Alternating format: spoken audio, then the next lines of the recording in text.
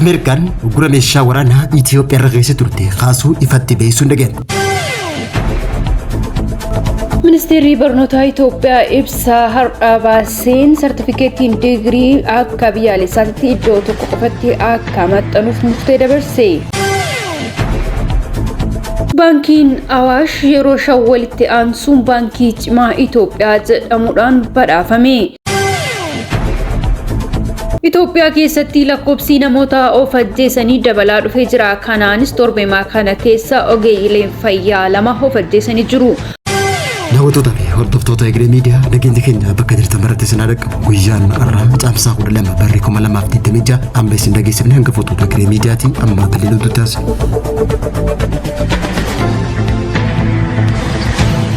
Jijjiirama imaammataa guddaa hariiroo dippiloomaasii fi Itoophiyaa gidduutti marii taasifamteen Daayirektoreetiin to'annoo daldala ittisa Ameerikaa imaammata meeshaa waraanaa kaasuu jiru Itoophiyaa irra geesse guutumaan guutuutti haamuun ibsame. Jijjiirama imaammataa qajeelfama daddabarsa meeshaa waraanaa idil addunyaa haarawaa jalatti kanaan dura gaafii hayyama tumsa meeshaa waraanaa nageenya Itoophiyaaf dhiyaatu hunda haalduree tokko malee Ameerikaan kan dhorkite hoggaa ta'u kanaanis ammoo dhiyeenya kana hariiroo dippiloomaasii Itoophiyaa fi Ameerikaa karaa ministeera dhimma alaatii fi dippiloomaatota Itoophiyaa fi Ameerikaatiin taasifameen Ameerikaan uggura meeshaa waraanaa daddabarsa gara Itoophiyaatti taasifamu kaasuu ifaan ifatti beeksisuun dhagahame. Oduma kanaan wal qabatee fooyya'insi seeraa fi dambiiwwan dhiyeenya kana labsaman Itoophiyaan tarree biyyoota daldala meeshaa waraanaa itti dhorkame keessaa ni baasaa kan jedhame hoggaa ta'u kanaanis tarkaanfiin kun murtee tarsiimoo guddaa Ameerikaan hariiroo dippiloomaasii fi nageenya Itoophiyaa waliin qabdu akka idileetti deebisuudhaan Itoophiyaan tarree biyyoota keessaa bahuunis ittisa meeshaa waraanaa ammayyaa daddabarsuu Ameerikaan irra kaafte irra ka'uudhaan teknoolojii haaraaf haalli mijachuun ibsame.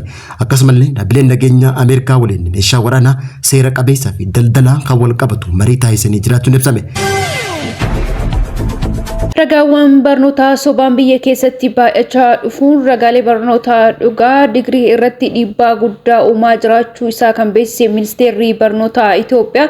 Kanaanis hojiileen maxxansa sartifikeetii digirii dhaabbilee barnootaa olaanoo giddugala tokko qofatti akka raawwatuuf murtaa'ee jira. Ministeerichi dursaa hojii raawwachiisaa bulchiinsaa fi bu'uuraalee misoomaa dhaabbilee barnootaa olaanoo kan ta'an Dr. Salamoon Abrahaam akka dubbatanitti hojimaanni kun ragaalee barnootaa sobaa ittisuuf kan kaayeffate ta'uusaa himanii jiru.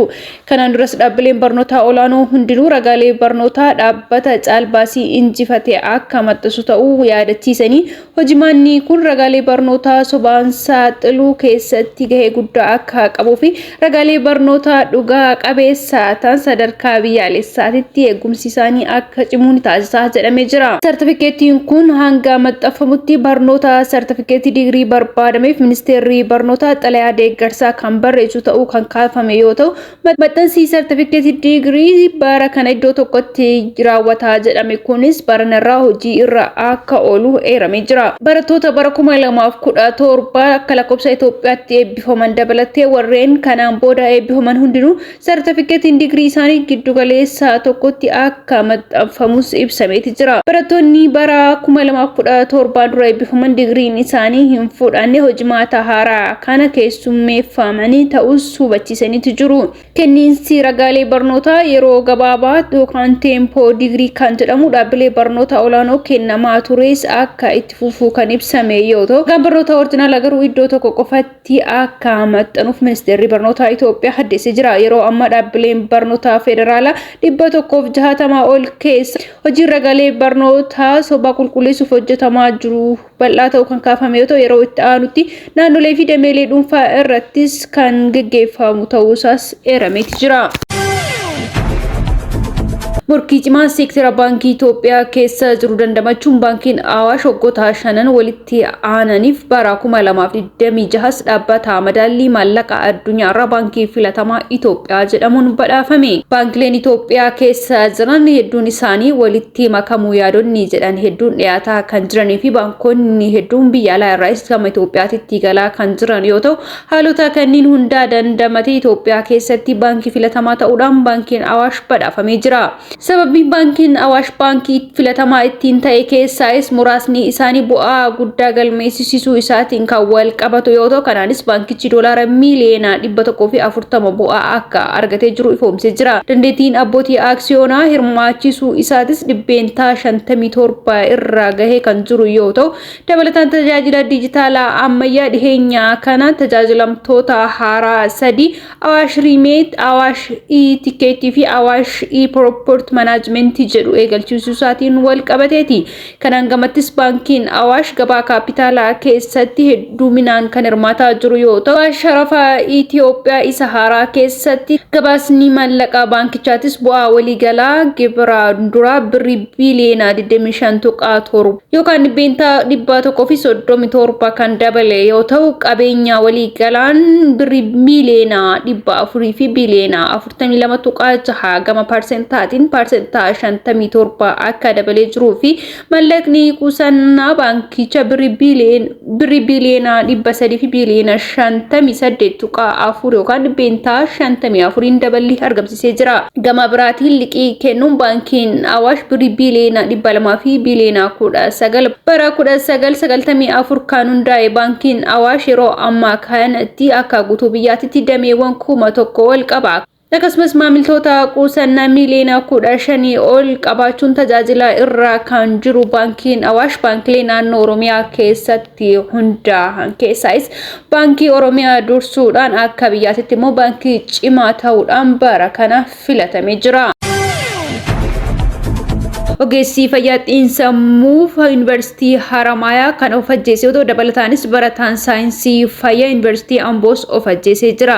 Itoophiyaa keessatti lakkoofsi namoota of ajjeesanii baay'ataa dhufaa jiraachuu ragaaleen garaagaraa kan addeessan yoo ta'u kanaanis Yuunivarsiitii Haramayaa damee saayinsii fayyaatti ogeessi xiinsammuu kan ta'e dargaggoo Riich Zarihuun mindaa ji'a 3 isaa qofaa dhorkamuu wal qabate Yuunivarsiiticha keessatti of ajjeesuu isaa ibsamee jira.